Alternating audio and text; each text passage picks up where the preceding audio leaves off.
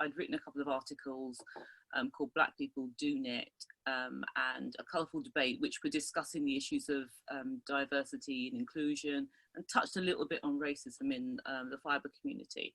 I wrote those articles for Knitting Magazine, and that had come off of the back of a conversation with Lorna Hamilton Brown, who I'd met when she was researching her Royal College of Art dissertation on the lack of Black knitters in the history of knitting. So she had written a dissertation called Black People Don't Knit, and she was encouraged to try and find a Black knitwear designer, and the only one she could find was me. So this started a conversation between us where we were just saying, well, this is a little bit ridiculous, there must be others. So I started kind of crowdsourcing information on Instagram, and that kind of led to me developing this list that I put on my blog.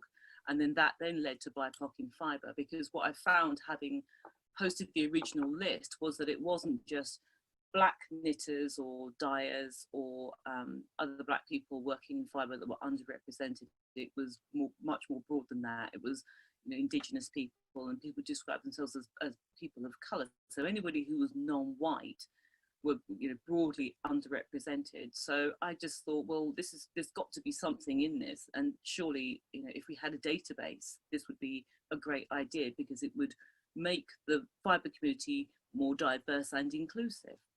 What's really exciting about the website is that we're finding more and more all the time. So at the time when Lorna had said to me, oh, do you know of any Black knitwear designers, I only knew of Shirley Payden, and actually just about a week or so ago, I watched Shirley do a keynote lecture for Vogue Knitting Live's virtual event.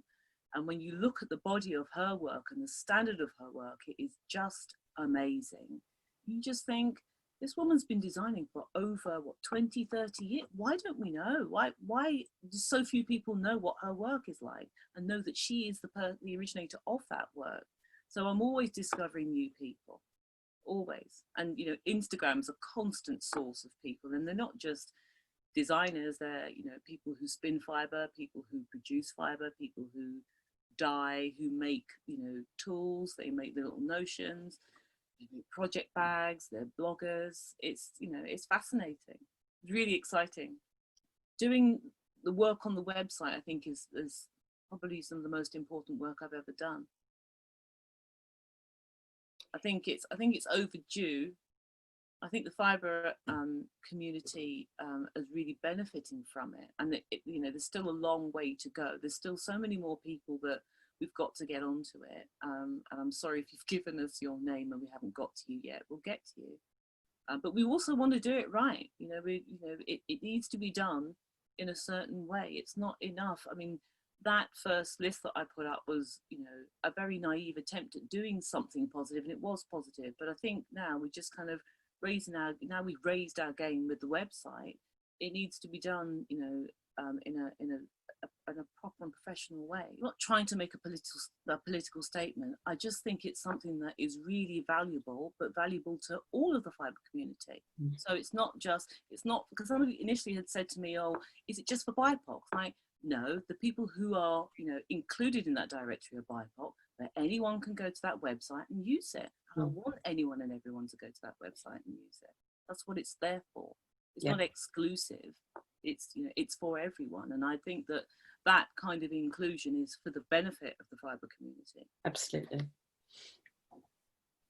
Yeah, I think that the new BIPOC website, and I went there and seen some of the Instagram posts, and I'm so excited about all these new designers, a lot of whom I'd never heard of. So it's really opening things up. Yeah, I mean, a lot of them aren't new either. They're, you know, they're new to me. There were people just like, God, they've been around for years. Where have they been? Yeah, but, you know, and so the issue there is, a bit like me. So initially, when a couple of years ago, somebody said, oh, how long have you been doing this for? And I went, oh, 25 years. So the question is, if you're saying, where have they been?